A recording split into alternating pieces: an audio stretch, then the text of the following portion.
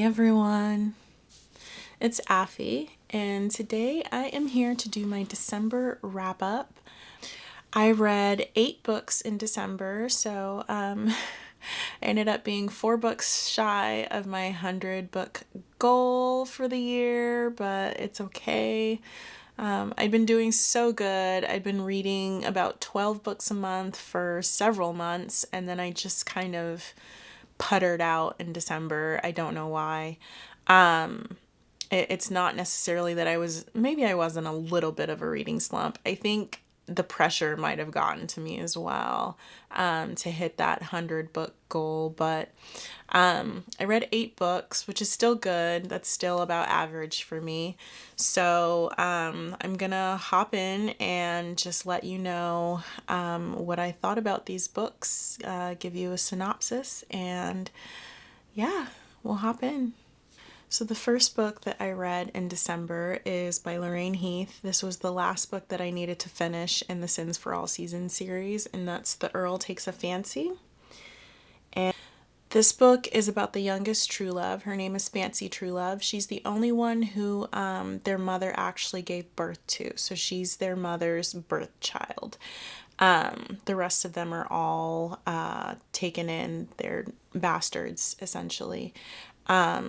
And Fancy owns a bookshop. Her siblings have put together money and lent her a place to open her own bookshop. And she loves books. She has programs where people can come in and they can learn to read. She's just a very smart, intelligent, and sweet young lady. So we have Matthew, who is the Earl of Rosemont, and Matthew wakes up one day and is reading the paper, and it turns out his wife, who has passed away, wrote a letter to the newspaper about how wonderful of a man he is and that he would make any woman a great husband. And so he ends up getting all these women showing up on his front doorstep trying to get with him. You know, they're all just so excited by this letter. And so he's just nonstop getting women showing up at his door. He's trying to bat them away, literally, and they will not stop coming. And so he decides that he needs to get away. He can't deal with it anymore. It's too much for him. So Matt basically runs away and pretends like he's just a regular guy. He ends up staying in not necessarily the town, but the neighborhood that Fancy's bookshop is in. And one day he goes in there. Shortly after he's been by her store to buy a book, he and Fancy both end up at the same pub. I think it's actually her sister's pub, and they end up sharing a meal together because there's no other tables to sit at. And so they have a conversation, and he sees the article that his wife had written in her pocket, I think.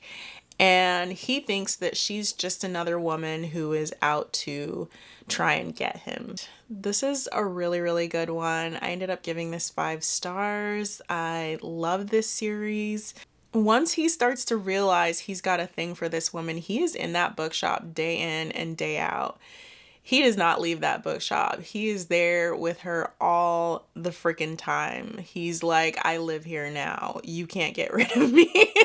Like, he just shows up all the time. It's so cute. There's this thing that they would do where she would be reading in her window at night, and because his apartment window faced towards her bedroom, he would watch her as she would read every night, and she knew he was watching her, but she would just pretend like she didn't, and she would just sit in her corner and read her book, trying to look all cute.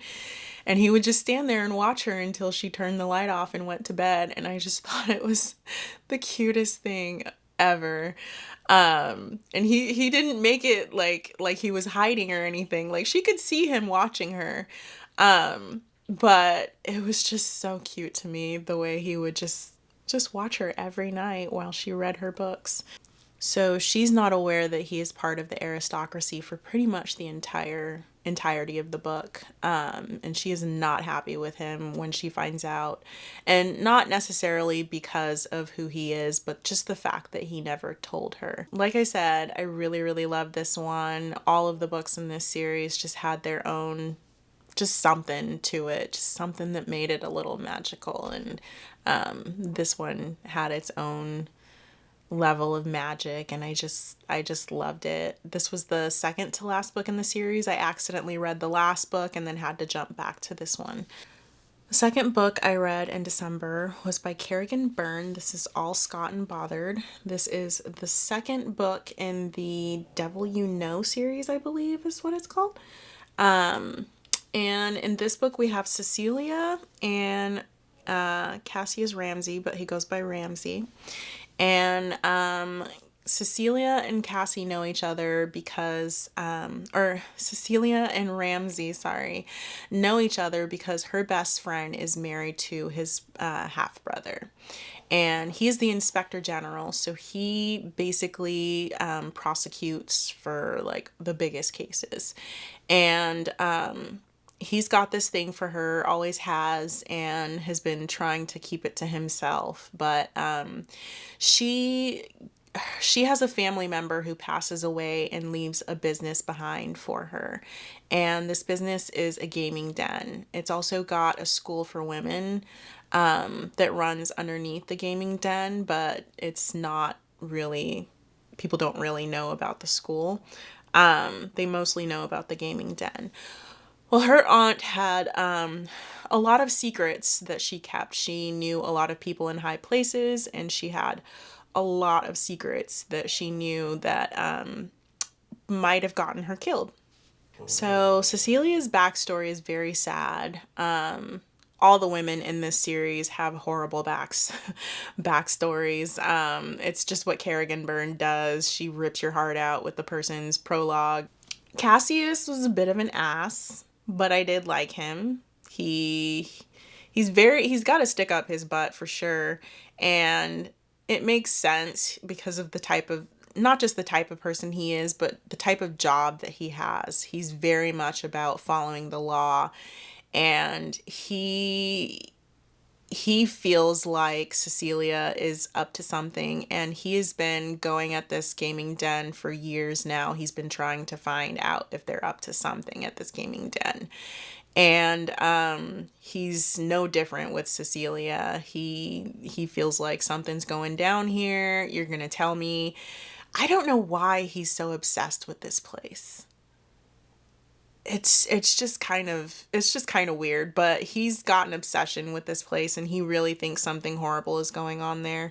I love Cecilia. To me, she's the perfect heroine. She's a mathematician, and she's able to break codes, and I just thought that was so cool for a blue stocking just being a woman who is smart and is interested in science or technology or just anything,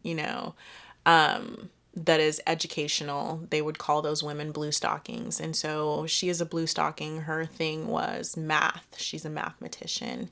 And I just love that about her. She's so intelligent. It's really funny. She's got this deep, abiding love of wine and chocolate. And he, in the beginning, is just kind of like, what is it with you and all the chocolate? Like, come on, woman. Like, it's obsessive. Don't you think it's obsessive?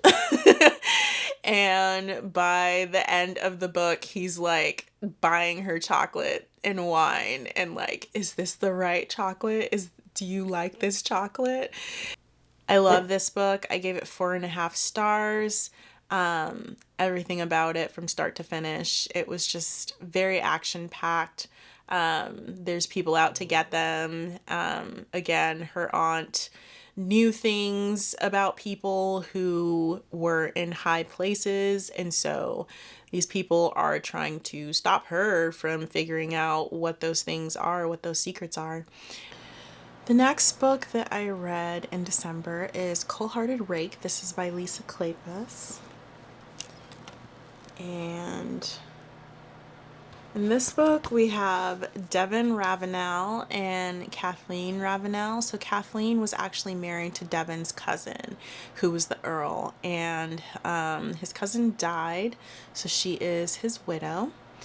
And Kathleen and Devon do not like each other. They do not hit it off whatsoever when they first meet.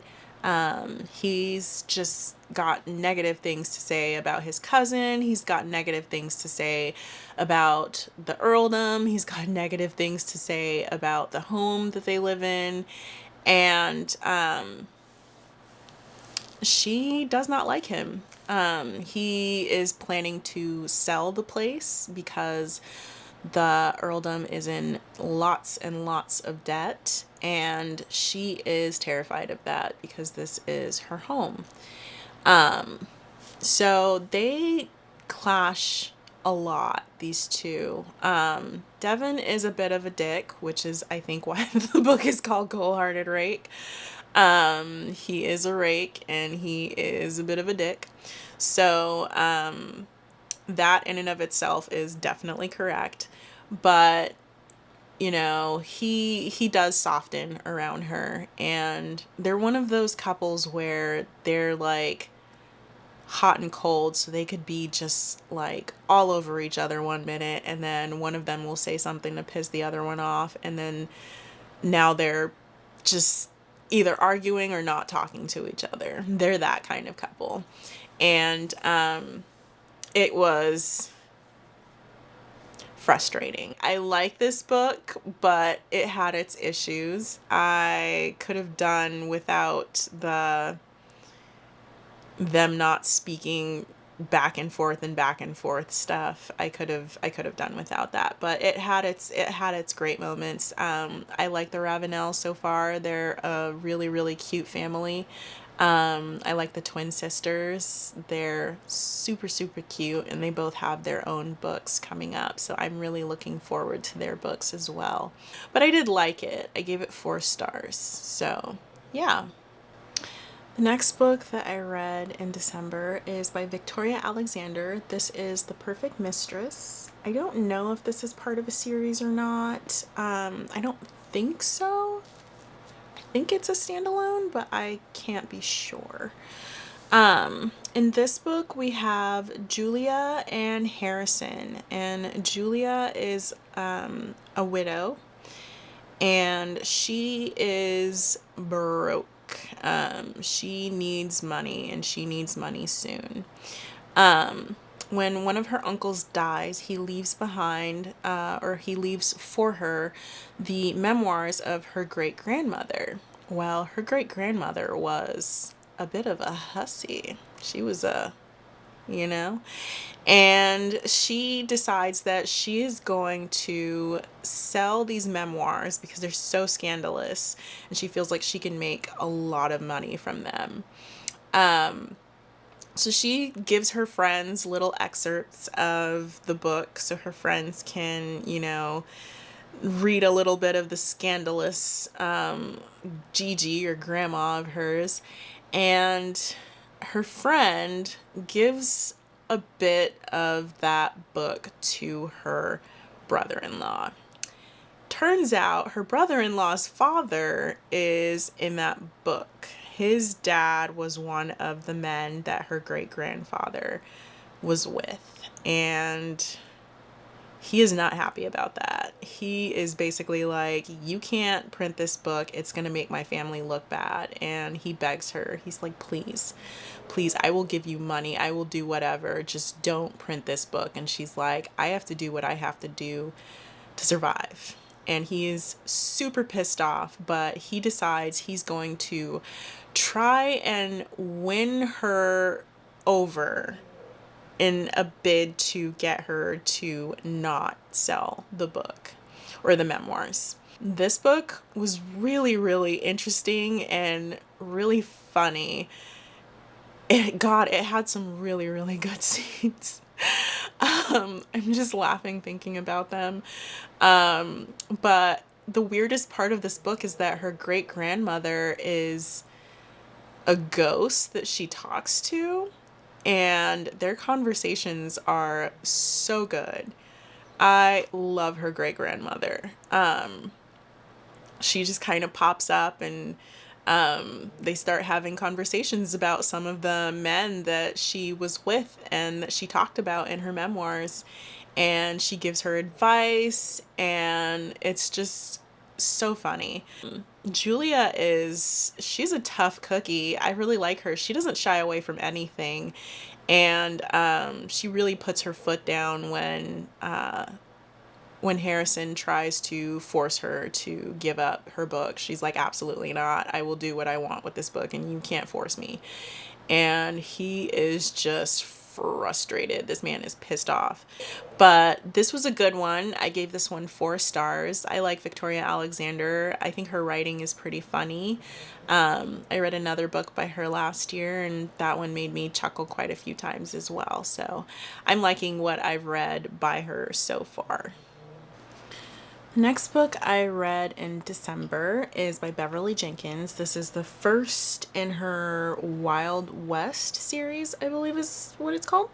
This is Forbidden, and this book is clearly about he's biracial. He's a biracial man who can pass as white, and our heroine, who is a Black woman. In this we have Ryan and Eddie Carmichael. And Eddie has left Denver. She is on her way to California. She wants to go and open her own restaurant. So she leaves Denver, and on her way there, she gets robbed. And to make matters worse, when she gets off the train, she is approached by a priest who basically is like, hey, I will help you get the rest of the way to wherever it is you need to go. Me and this boy who I'm helping are headed our way to Virginia City, and you can catch whatever transportation you need from Virginia City. Well, it turns out he's a robber, and he takes the last of her money, and basically is like, if you have sex with me, I will make sure that you make it to Virginia City at least. And she's like, absolutely not. So he drops her off in the middle of the desert and is like, good luck, bye-bye. And she is walking in the desert in the middle of day in Virginia City. Ryan and his business partner see her, and they rescue her, and it is their love story. This book was okay. I did not love it. I really wanted to, but it just wasn't giving what I needed it to give. I feel like there wasn't enough scenes of them together and like alone, just the two of them getting to know each other. It was, balls and, auctions and meetings and church and just a lot of activities happening in the community, but that was about it. And those were the only times that they really socialized with each other. So it was just kind of like, how did you guys fall in love when you barely ever had time to talk, just the two of you, when there was always other people around? And I don't know. It was just kind of weird to me. I really wanted to love this one. The whole forbidden aspect of it was definitely interesting. He has to give up his life to be with her, because he's been passing as white for like 2 decades, I think, at this point. He basically has to decide, if he loves Eddie enough to put aside everything he's worked for. And it does, there is a lot of backlash to it when he does come out and admit that he is actually Black. And that part of it is very interesting. I really like that aspect of the story. But outside of that, there just wasn't much to really go off of. I ended up giving this one 3 stars. Was really hoping for more. So, yeah. The next book I read in December is by Amanda Quick, and this is Surrender.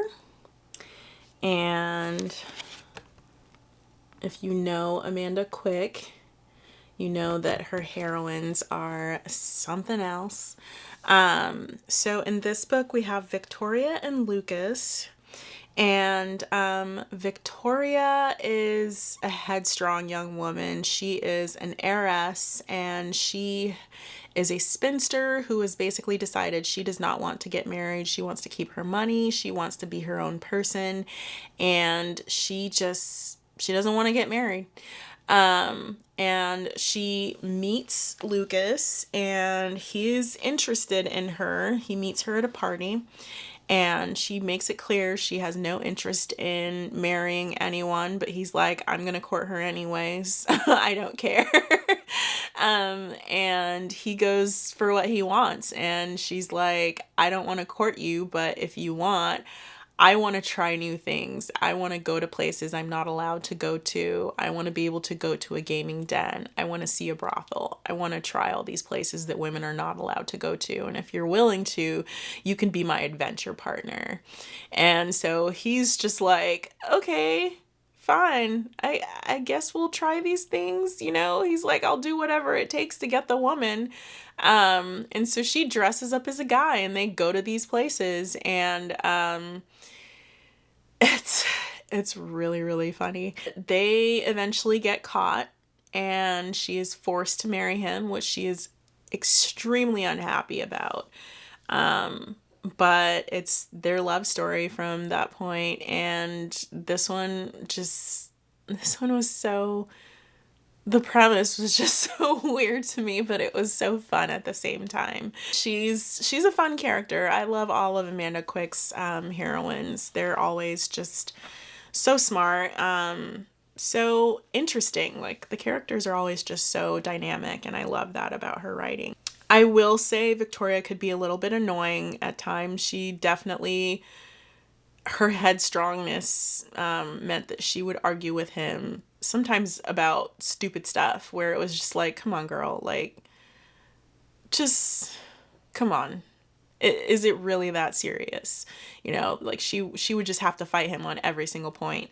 And I think in some ways she was trying to put her foot down and prove that she was her own woman, but it could just get to be annoying at times. He definitely struggled to kind of keep her in check. He would try to be like, I'm the man, I'm putting my foot down. She'd be like, right, and just do whatever she wanted anyway.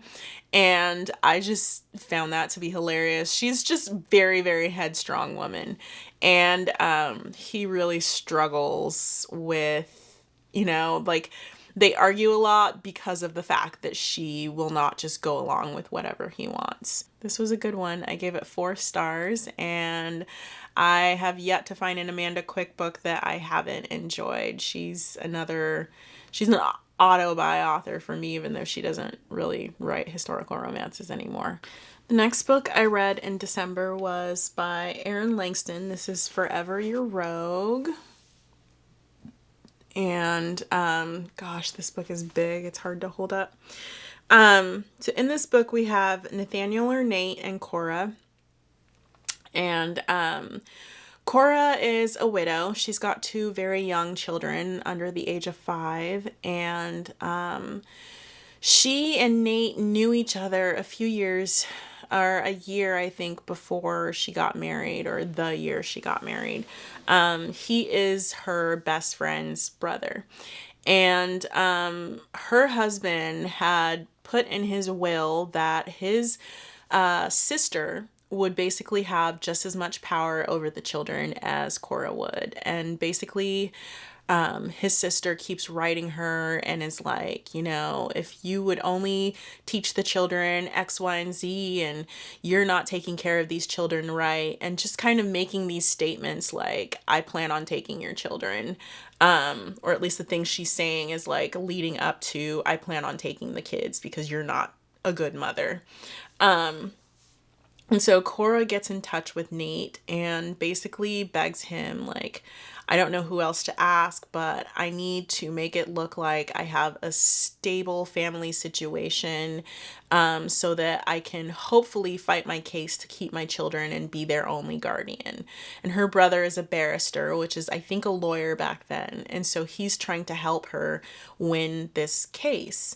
And she begs Nate, and at first he's like, absolutely not. But Nate is in trouble. His brother has cut him off. He's a bit of a rake. He's a rogue, as they say. He gets in trouble. He spends all his money on gambling, and he's out of money. And so she's like, I will give you a large sum of money if you do this for me. I only need you to help me for 2 weeks, and then you can go on and fuck off. So the sister of her husband is staying with them in the country, and Nate is there during this time, and he sees the way this woman talks to her and the way this woman treats her.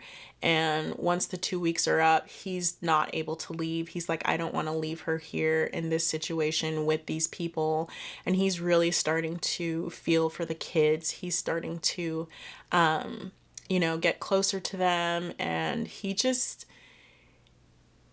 so wonderful. I can see why people love this book. This book is so good. I gave this book 5 stars. I wrote at one point Nate was a poet and he didn't even know it, because she asks him to write her letters to make it look like they've been writing to each other for the last year or so, just to have like proof that they've been into each other and proof of where the engagement came from. They don't want it to look like just out of nowhere she's gotten engaged. And so he starts writing these letters to her, and at first they're super lame, but as time goes on, they become these sweet, just these wonderful, wonderful letters. He grew the most in this story. He goes from a man who only cares about himself to a man who is willing to put himself, like his own freedom, on the line for this woman and these kids. And by the end of it, he sees them as his family, his children, his woman. And I just love that. I love it so much. This book was so good. Like I said, I gave it 5 stars. So the last book I read in December was a contemporary, and that is, I'm just following this series, which is by Elsie Silver. This is Powerless. This is the 3rd book in the Chestnut Springs series, and I loved this book. I gave this book 5 stars. I wrote that it was amazing, superb, angsty, emotional, and all the things. So here we have Sloane and Jasper, and Jasper is a hockey player. And Sloane is a ballet dancer, and they have known each other since they were children. Sloane is the cousin of the Eaton boys, and she and Jasper have known each other since she was about, I think, 10, and he was 15, 16 years old. So there's about a 5-6 year age difference between them. She had a crush on him growing up, and he knew that, but he assumed that over the years her crush went away and that she's not, crushing over him the way she did as a child. But that crush never left. She's always been in love with him since the day she met him. So she is arranged to marry this man to help her brother, she's arranged to marry this man to help her dad with a business arrangement. Her father has talked her into marrying this man that she does not even like. Jasper, on her wedding day, basically is like, if you don't want to do this, don't do this. And he convinces her to leave, and she basically runs away from her own wedding, and he takes her to the Eaton Ranch, and she hides away with him for a few weeks. And then when they get the opportunity to go on a road trip, they decide they're gonna hop in this truck together and go on this road trip. And it's just really good. I thought this was a beautiful. I just thought this was a beautiful love story. It was angsty, it was sweet, it was romantic. I will say I have an issue with the way Elsie Silver writes her sex scenes in all her books. Like, I don't know if she's into like the whole dom sub thing. I don't know, but it's like she puts that in all of her books, and I don't know, like it doesn't really fit in this book. And so I had an issue with that. But outside of that, like I loved everything about this book. He's a sweet man. You know, he's very quiet and unassuming, but he's a very sweet man, and he really does take care of her. It's always nice when he opens up. I love those moments. And there was some very good quotes in this book. I love a good quote. So yeah, this one was just great. I have like I said, I have the one issue, which is the sex scenes being ridiculous. But outside of that, this book to me was perfect. I gave it 5 stars. I just love the angst of the friendship to romance. So those were the 8 books that I read in December of 2023. And if you've read any of these books and you have any thoughts that you'd like to share, please do. December was a good reading month for me. I think I only had the 1 3-star. So I would say that was a good month. And I had some really, really good reads with Forever Your Rogue and Powerless. If you made it to the end of this video, leave me a shoe emoji. It doesn't matter what type of shoe. It could be sneakers, it could be high heels, just a shoe emoji. And let me know what were your favorite books that you read in 2023. All right, everybody. Thank you so much for watching. Bye.